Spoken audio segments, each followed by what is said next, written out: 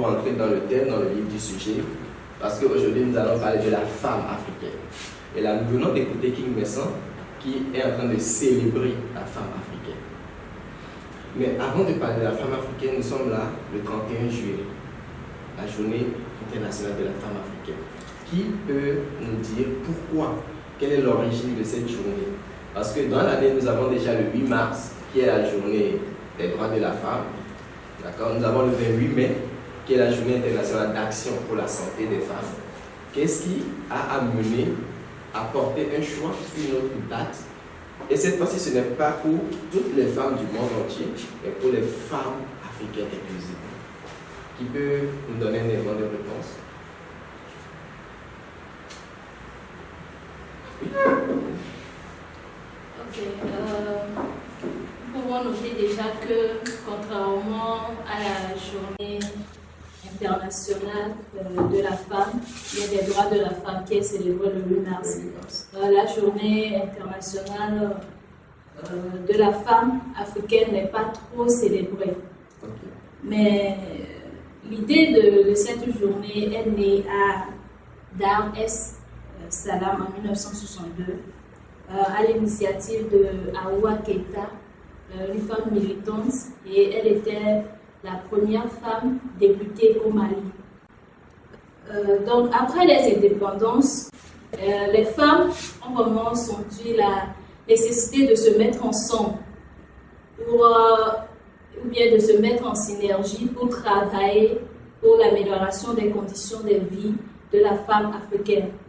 Donc c'est ainsi que malgré leurs différences linguistiques et ethniques, ils se sont réunis pour la première fois le 31 juillet 1962 à Dar es Salaam.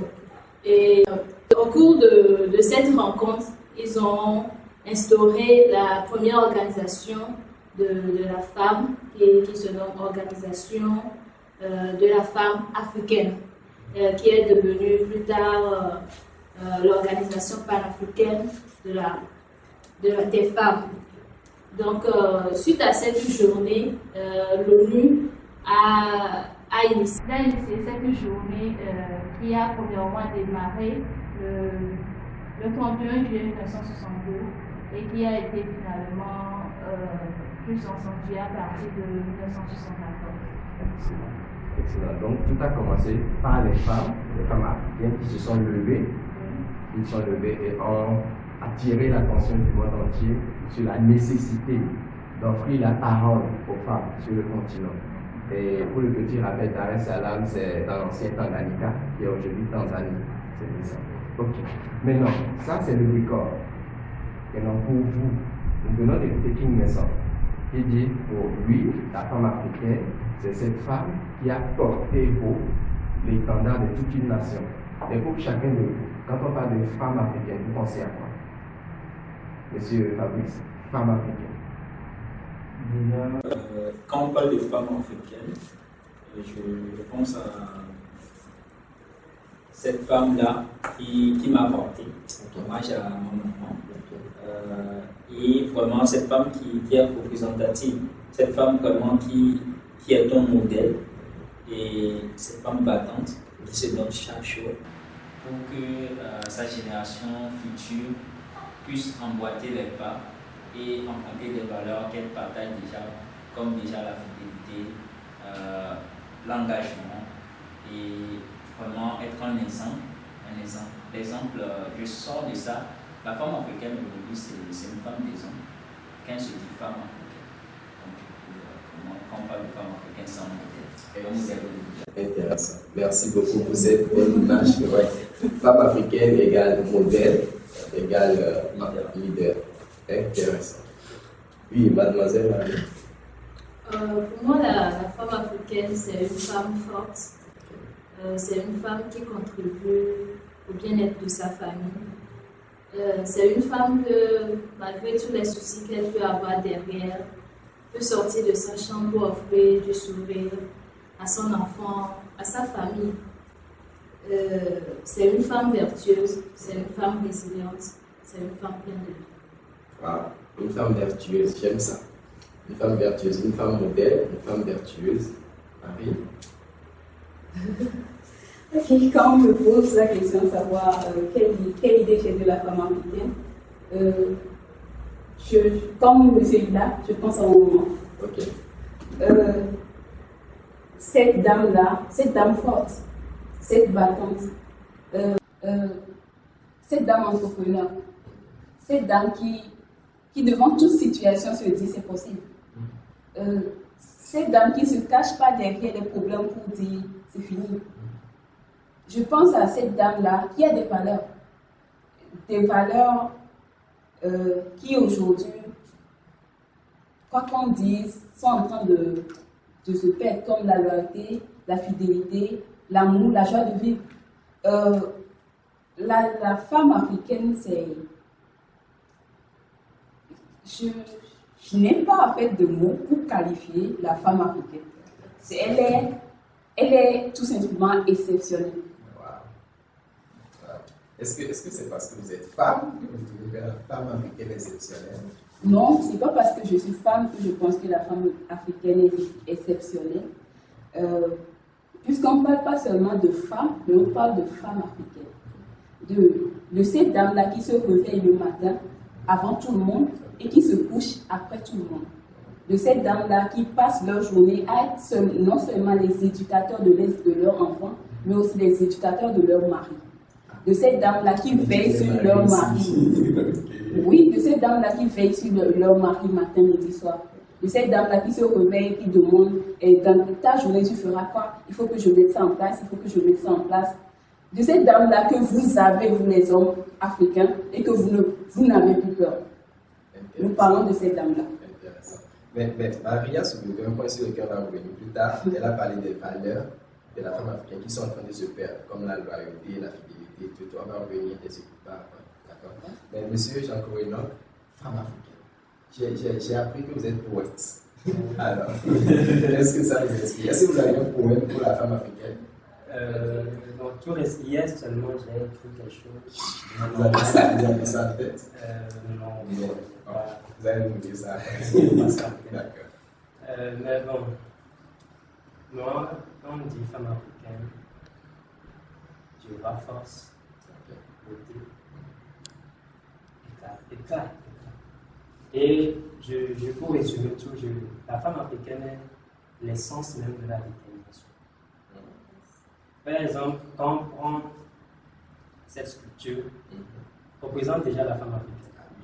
Avec le bébé au dos. Oui. Malgré qu'elle a pris le bébé au dos, elle fait quelque chose d'autre avec ses deux mains. Malgré la fatigue que le bébé lui donne, elle fait quelque chose. La femme africaine, elle est jusqu'au boutiste en fait. Elle ne s'arrête pas tant qu'elle n'a pas ce qu'elle veut.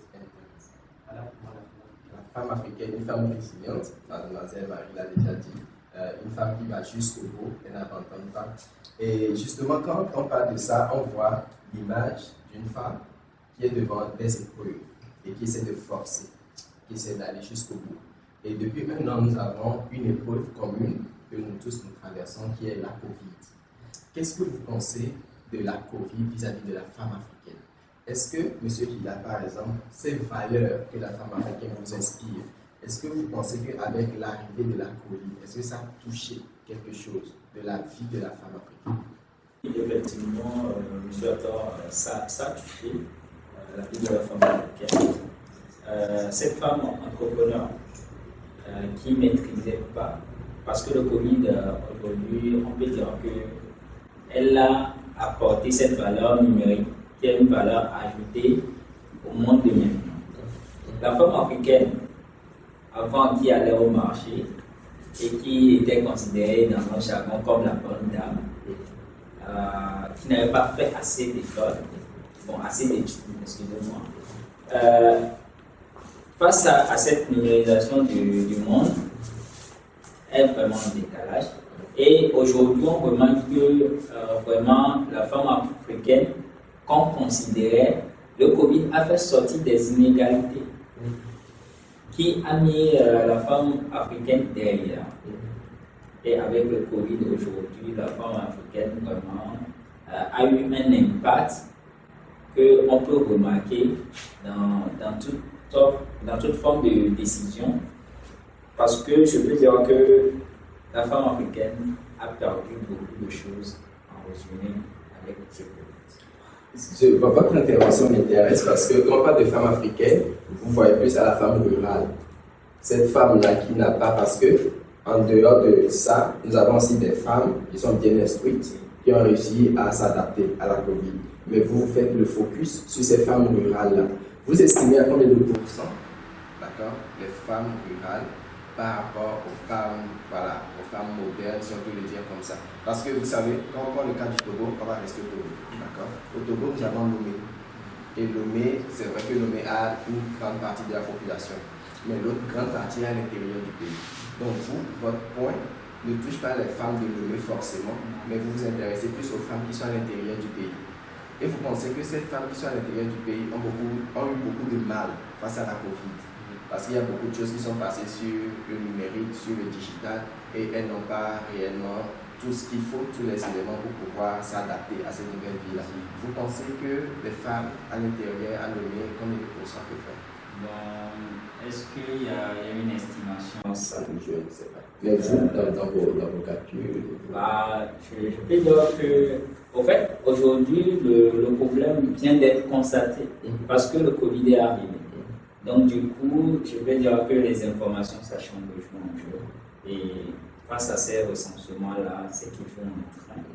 Donc, je ne pourrais pas donner une estimation. Mais vous pensez que le besoin est beaucoup plus au niveau des femmes rurales? Bon, le besoin est partout, mais la femme rurale est plus. Ça a beaucoup été affecté, surtout côté digitalisation. Parce que je rappelle que même au côté des entreprises, ça n'a pas été facile. Côté des écoles, ça n'a pas été facile pour pouvoir adopter ces nouvelles manières de vivre là. Vous imaginez les élèves qui allaient physiquement à l'école, maintenant il faudrait qu'ils restent à la maison, qu'ils suivent les cours à distance.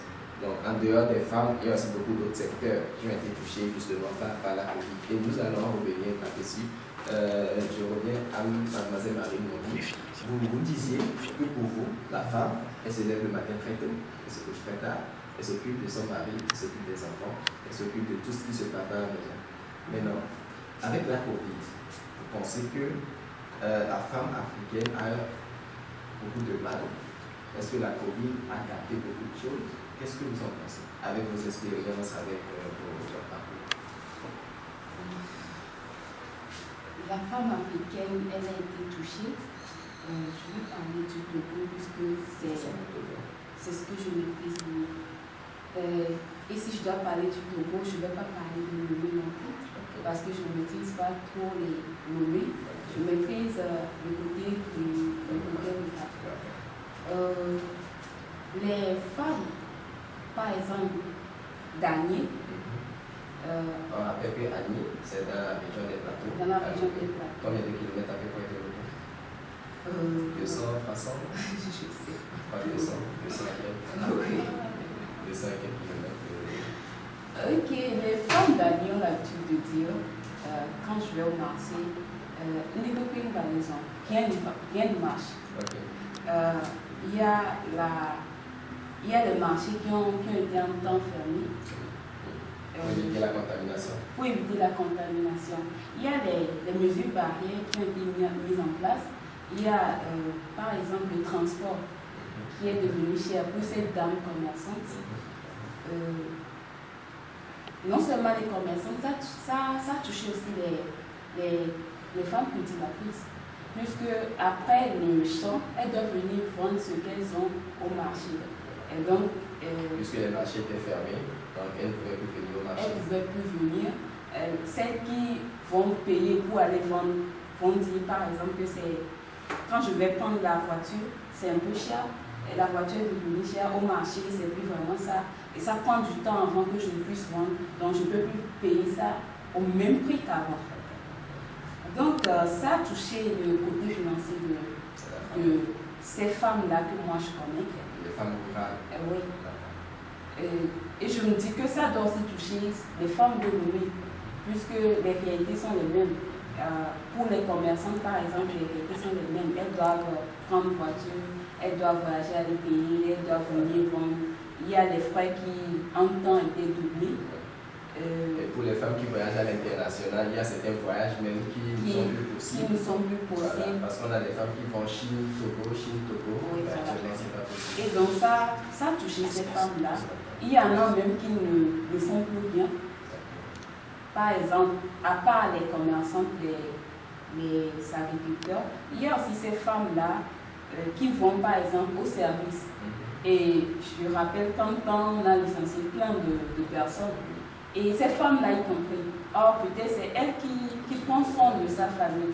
Elle est venue à la maison, elle est à la maison, rien ne marche. Maintenant, elle doit chercher des petites activités pour nourrir sa famille, étant donné que c'est de sa responsabilité. Et à part ce que le monsieur amène, parce que nous sommes d'accord que la dette de l'Unichère, ce n'est pas seulement ce que le monsieur amène qui gère la famille. Et donc, ça touche aussi le côté psychologique de la femme. Puisque nous sommes d'accord que lorsqu'il n'y a plus de moyens, lorsque la femme n'a pas d'argent, lorsque tous ces problèmes sont là, elle doit tout le temps penser. La femme a ce côté maternel. Son mari, ça ne va pas, peut-être au boulot, elle doit réfléchir. Les enfants, on a dit aux enfants peut-être de rester à la maison, et quand là, on doit payer. Arrivé un moment, la femme va craquer. Donc ça a touché tellement la femme africaine, selon moi.